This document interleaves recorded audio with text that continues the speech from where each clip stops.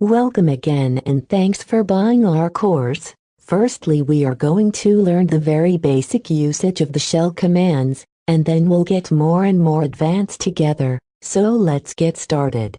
The first command we will use is cd command. It means change directory, so we can change, edit and browse files after using it. So, how to use it? Just type cd and the directory path like that.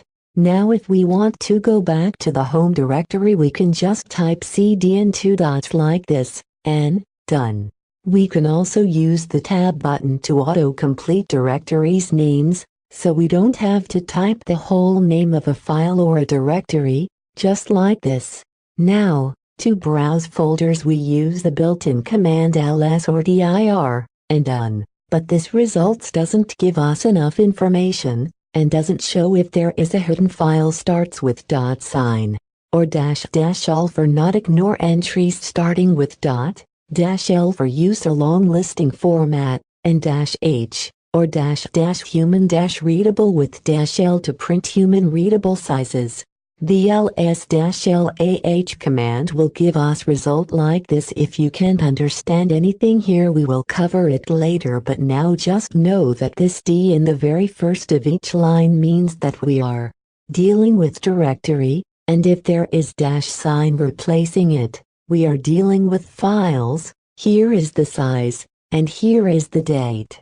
In shell scripting we have something named environment variables, and all what pwd is doing is printing out the value of the variable $pwd. We can type something like echo pwd, and voila, we are done, or we can just type pwd and get the same result. As you can see, we have one file here called readme.txt. To print this file out we will use cat command that will concatenate it and print it on the standard output, like this. To clear the terminal screen we can use clear command, but we still able to scroll up, and if we don't want, we can use reset. Last but not least, we can search for files and folders using terminal with find command. We can type find.name and file name we can find. To search in the current directory, find until the symbol -name plus file we want to search. To search in the home directory, or type find/-name and file name to search the whole system files. We can also type find only to get a tree listing like this, and if we don't remember the complete file or folder name we can put an asterisk sign in place of it like this. And now you can browse files using terminal.